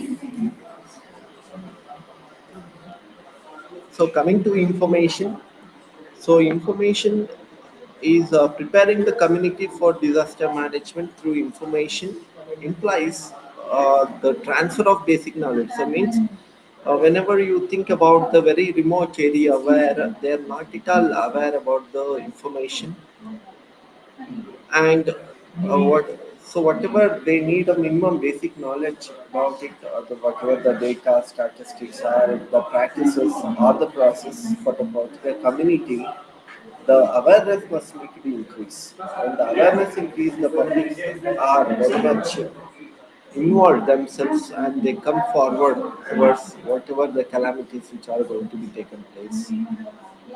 And this information which always addresses the question of what, when, where, how, and how much with the anticipated disaster. So even you take the weather condition, earlier days we can have only the FM radio where we have only the information regarding to when the rain will come and what is the centimeter of the rain which is going to be happening. These are all the very right information which is needed to the public where they are in the coastal areas, where they are in the very remote area. So such a places where it is going to be reach the particular information. So therefore, it is also going to be helpful to anticipate the disaster. And coming to the role of information. So when we move into the role of information, information helpful to educate the common public regarding to the disaster management. And there is a research and development for means in the sense where when the informations are going to be shared and known by everybody, that will give a opportunity to each and everyone to concentrate on what betterment they can anticipate and what strategy they can come out with. Then moving to the role of information with respect to decision making. Yes, most of the decision which is rely on information, the accurate information which is available at the right time, in the right direction. Surely it is going to be impacted and it is going to be helped to take the better decision from the side of the government towards the stakeholders, even for business and industry. Sometimes we can take the example of recently the monsoon effect in Bangalore. Most of the ITBT companies they are not ready to run because of the groundwater problem. So therefore, whenever the information which is early available, surely it will going to impact to those business and industry because weather conditions are uncertain in nature. So therefore, there is a need of the particular information awareness towards disaster management. And moving to the government, so government is also one of the important where the role of information needed to the government because sometimes whenever there is a high rainflow, heavy rainflow, there is a measurement that they are going to be taken by the government towards providing the benefit to the people who are met the loss in agriculture. And most of the time, the government they are keep themselves to have their own budget regarding to disaster management. Sorry, socio-economic development. So in the sense where it is going to impact,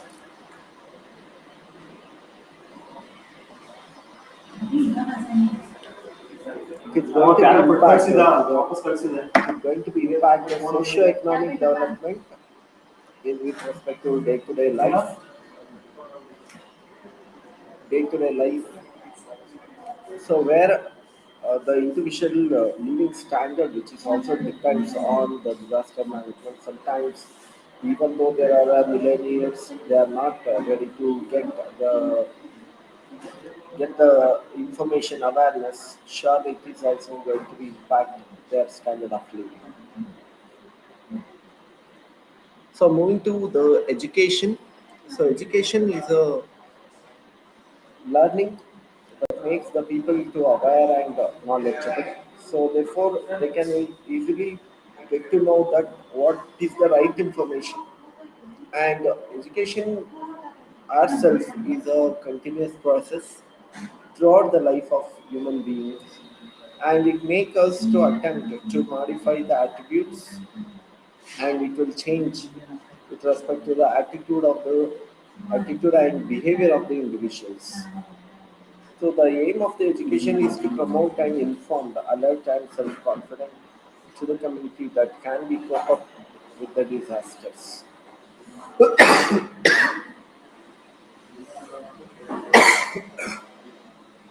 So this the way of education they gather and they got in their life, that is also influence towards what the better decision they can do. So therefore, there is a need of educating the individuals regarding to the disaster management and communication and training. So communication is a process of informative to each and everybody. So where the particular communication involves the information exchange between the two or more groups or individuals. It applies both the educational as well as emergency communication management. So today, the WhatsApp is the better media, LinkedIn is the better media where you can able to circulate the information in a very quick manner. And without communication, the disaster management it cannot be more effective. So therefore, the people will come forward and they must need to make them educated and make them informative towards public regarding to the disaster management. Unless the efforts are not going to be very fruitful. The training which is attempts to improve the knowledge, skills, and attitude amongst the recipients. Training is accorded a very important place as it impacts the necessary knowledge and skills to vary categories of person. So sometimes where the particular department of disaster management, they must need to focus on what are the area they must need to be covered, where they have our information lagging, and to whom they are providing a training program, whether it is effective. So these sort of the decisions they must need to be taken into consideration towards deciding whether there is a need of training to spread the information regarding the disaster management.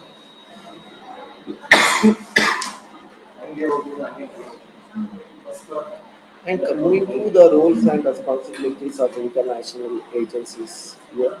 So when we look into the international agencies where we have United Nation organizations, like they have their own department, like international agencies like Red Cross, Red Crescent, foreign government, other agencies, and rushed emergency assistance. All these are the various bodies which are involved in the disaster management in the UN organization, and there are more than 50,000 population. They are destroyed with hardly any survivors, and even you can focus into the United Nations system where they have the Office of Coordinator for Humanitarian Affairs and handling immediate disaster response, and we have United Nation Development Program UNDP, and we also have International Search and Rescue Advisory Group, and we have United Nation Disaster Assessment and Coordination. So these are sort of the disaster management programs which are going to be had, like they are going to be assessing vulnerability or to crisis and natural disaster, establishing early warming systems, developing and maintaining of the framework to develop responses and other contingency disaster plan to advised by them, and forming and strengthening UN disaster management teams, integrated disaster preparedness, mitigation, prevention, and response program into national development programs, and preparing national human development reports. So these sort of the first preventive development which is taken place by UNDP disaster risk management program. Even the World Bank, which is going to be support for the disaster management, they do concentrate on central assistance strategies, including like preventive and mitigation measures, enabling communities to reduce the voluntary vulnerability to any disasters. And even the institution Asian Development Bank, that is also concentrated towards Philippines based regional development bank for Asia and Pacific. They also do concentrate on a key role in all activities of disaster management cycle, like their activities encompasses areas pertaining to preparedness, response, recovery, and rehabilitation. And uh,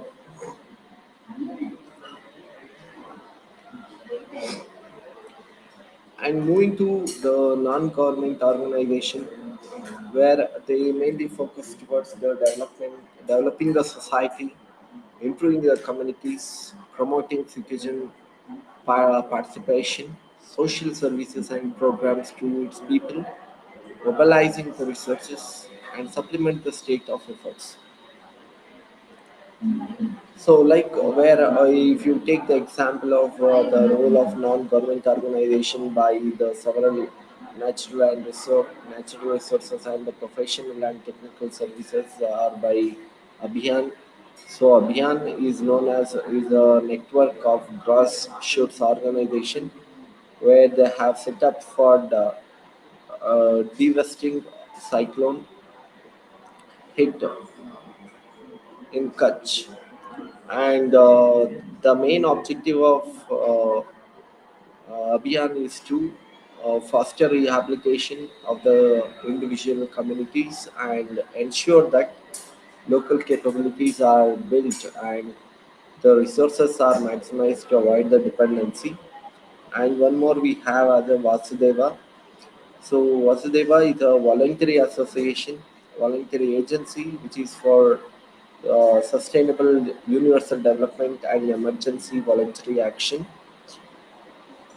So where they are mainly focusing to the protect from calamities, not such that it become a calamity itself. It was anguished to become a people's movement for disaster management. And we also have an Indian Red Cross Society, so probably well-known society which is for the social upliftment and it provide relief to the people when they are in dire need of it. And where they are made, even we have so many NGOs where they are professionally, they are fully paid staff and others do activities voluntarily, and NGOs have well delineated priority areas like developing personal capabilities with input from organizations like Church Ancillary for Action (CASA) and Cooperative for Resistance and Relief Everywhere (CARE) (CARE), and identifying the flexible areas from the long list of the disaster management needs and reducing relief of duplication and wastage, and coordinated access to donors, especially UN agencies, embassies, bilateral ad agencies, etc., and communication avenues and hardwares like telephone, fax, radio, and wireless recovery services. So these are all the benefit which we can able to ascertain from the point of non-government organizations. And when we move into the community-based organization, so where they do concentrate on effectively carry out the activities, socio-economic development, rural resource management, and environmental conservation, and plans affecting the life of the communities. So, like if you take the example of the community-based organization, where we have a Odisha State Disaster Migration Authority (OSDMA), and we have a disaster risk management. So these are all the part of community-based organization where these programs are mainly concentrate towards offer mutual support and solidarity and strengthen people's ability to face crisis, generate consciousness, awareness, discussions, analysis of issues of common concern, and enable people demand and access services offered by government agencies and organize collective acquisition of skills and knowledge in various spheres. And if you take an example from Maharashtra, which is 1993, the Maharashtra Earthquake Emergency Rehabilitation Program, which is started, and so it is mainly constituted towards the following components where information dissemination, education and skills on earthquake resistance construction, and motivating house owners to build earthquake resistant houses, and forming collectives for constant management, and settlement planning exercises and resource mapping, and problem solving of individual beneficiaries. So these kind of the benefits which are going to be given in Maharashtra. And when we take the role of community, so the role of community, which is mainly constituted towards a good state of preparedness before a disaster strikes, may reduce its impact, and more number of lives can be saved during the first few hours after the disaster has occurred before help arrives from elsewhere. And even we can have a South Asia, the Bangladesh Red Cross has been successfully establishing. It is also collaborating with the IFRC, and we have in Gujarat and common based disaster preparedness program (CBDP). So that is also concentrate towards considerable efforts are being to be made for form and strengthen community-based organization to grassroots levels. And we also have a triple P partnership where we can call it as public-private people partnership. So that is also one of the area where the government where they concentrate towards NGO people, where they have concentrate towards it's a concentrate towards the different levels of government activities, and the basic approach is to over owner driven reconstruction. People themselves they reconstructed their houses with the assistance of the government, and NGOs have undertaken construction of some houses in the public private programs. So this is about the roles of community based organization. Yeah, when we move into the role of family and individuals, so family and individual plays a major role in connection to the involvement of the individual in with respect to the disaster management. When we take in a consideration of the particular role of family and individuals, where it is provides identity, social development, and emotional security and consistency, coping skills, as well as it will be helpful to care of household. So when we have a family disaster plan, uh, we need to be concentrate on the few areas where be familiar with the types of disaster that are most likely to happen in your area and discuss with your family. And whenever we are do discussion with respect to the evaluation and number of people who are ready to involve to safeguard the others life and who have a children, so for them to take care of consideration of emergency of Medicare services and get to know about whatever the public hazards which are taken place and awareness about the insurance policies and train towards how to do first aid. What are the basic things which is required to come over from the particular disaster that should be learned as much as possible from the family disaster plan, and even family disaster supply kit will be provided, like it is including a water, food, first aid kits, and tools and supplies, and clothing and bedding, and especially for women and children, old persons, physically challenged. And it is important family documents in a waterproof portable containers. So these are all the things where the family also must need to be looking to the how they can able to save themselves from these kind of disasters. Coming to the role of media, so role of media plays a very vital role in our modern days. So when we speak about the media, which can be a print or broadcast or display, is an organized means of reaching a large number of people quickly, effectively, and efficiently. So it is suggestive, informative, as well as analytical role of the media must form a key component for the disaster education. So therefore, each and everybody we must need to be we can see that more than 60% of the India population where they are mainly depends on the cell phones and the social media, which is going to be impact a huge difference compared to the traditional time. So therefore, the role of media, which is comprising of the following benefits, where they can able to have a citizen journalism practicing.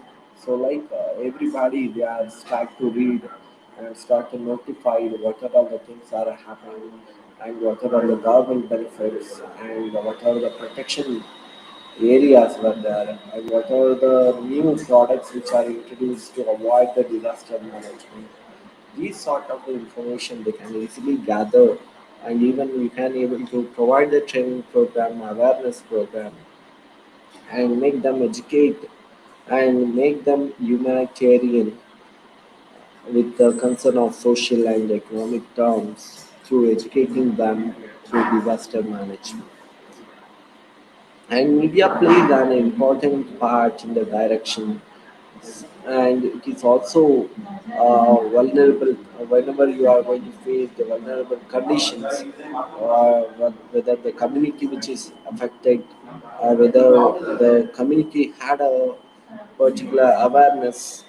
These sort of the studies which are always helpful to the government to make a such vision towards concentrating high and keeping very high budget towards disaster management. So where when we speak about the roles of media in the disaster management, where it is going to be helpful to the citizen to journalism practicing And social awareness. So social awareness in connection to the people, they can easily get to know that how it is most important towards having a knowledge of disaster management, and they are going to be circulate each other because we can say that word to word which is helpful to reach from mouth to mouth communication. So before nowadays the people are very much addicted to mobiles and the laptops. So therefore internet usage become very high. So recently 5G is introduced. So that is going to have a huge impact in the society that how they are going to be share the information regarding to the disaster management and emergency communication.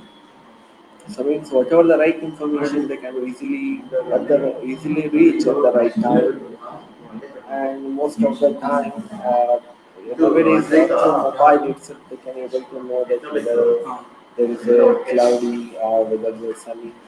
So these kind of the information which is available, and even the Google Map and the satellite signals that will going to be helpful to know the weather conditions and the right flow and all. So therefore, the people they aware and themselves they keep it, they are very ready to face such consequences rather than having the short of information or lagging of with the information. And optimizing recovery activities. So optimizing recovery activities in the sense that companies, corporates, individuals, families, when they do concentrate on these kind of disaster management and mitigation techniques, surely it is going to be helpful to have a recovery activities so they can be able to optimize whatever the huge impact, they can able to optimize that in the very good manner, and it will be enhancing and charitable donation. So we can see that when the tsunami which is happened, when there is a landsliding which is happening in the Madhya and tsunami which is happening in the Tamil Nadu and coastal area places. At that time, the people they come forward towards providing the food or cloth or whatever the basic needs for the people who lost their belongings or whatever their property and all. So they are going to be spread their hands to help such people through charitable donation. So this is the right now very good platform in the social media where it is provide very huge hands to whatever the incidents which are going to be taken place, the people are come forward to donate themselves regarding to whatever the basic elements which are required for day-to-day routine for survival of such disaster areas. So therefore, the media is one of the major element where we can able to reach the knowledge, skill, training, strategies to the people mindset, and they are very much conscious and they are very much careful regarding to all these disasters. Yes, at the last I'm going to be conclude that where today we are discussed about where the role of information and informations are very important from the point of stakeholders, and educating and training influences a lot for the people and public to get to know why we need to be given more importance and relevance to learn and to educate ourselves towards avoiding and controlling the disasters. And we also know about the international agencies where they do concentrate on avoiding the damages and avoiding such disasters in the different places. They do take consideration of how to mitigate all these things. And also we are discuss about the community involvement So community involvement where the initial community where we are discussed about the Kerala, Maharashtra and all, they have their own community involvement regarding to come out with the bigger strategies for come out from high amount of pressure and losses, whatever which is which they are going to be met. And even we have a government agencies as well as non-government agencies or organization where they are concentrate and they come out with the good supportive as well as they are going to be provided better facilities in the time of, during the time of disaster management. So hope you have understood that the relevance of educating ourselves, educating the society, and provide the training and spread the information of how it is most important towards the relevance of disaster management. And also you have learned about what kind of the institutions and supporting agencies are there from the side of government, corporates, community level, as well as regional level. So these sort of the information surely it is going to be helpful, and also you are well aware about how the media plays a major role towards spreading the awareness among the stakeholders. So with this, I'm going to be complete this session. So we'll be meeting back at 3 o'clock. Thank you. Thank you very much.